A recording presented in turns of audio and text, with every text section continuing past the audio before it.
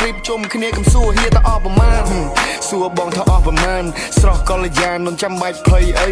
មានបងក្បែរបងមិនសូវចេះតែប៉ែដោយមានឆ្នេរឲ្យលំហែអូនអាចគេងកាយដៃទឹកសមុទ្រផុតភ្នែកជិះយ៉ាតមើលមេឃថ្ងៃលិចលយពេកមិនចង់ចូលទៅត្រីផាធីនៅលើទឹកផឹកតនៅលើគោកការងារក៏ដោះអស់គួរធ្វើអីថ្មី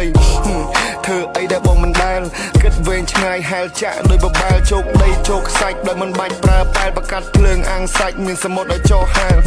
Talking about ប្រាជីវិតមួយនៅលើកោះ Survival Adventure លេចូលគ្នាទាំងអស់ព្រះអាទិត្យក៏ហមស្រស់ដូចជាពេលប៉ោះដកតង់ចេញមកបោះគេសប្បាយអញ្ចឹងសោះ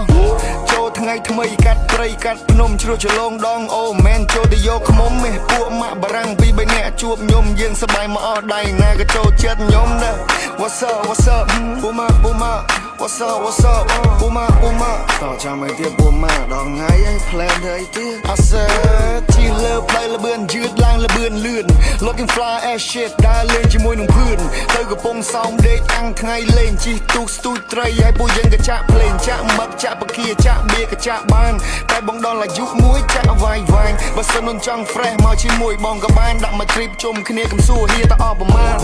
សួរបងថាអស់ប្រមាណស្រស់កល្យានមិនចាំបាច់ភ័យអី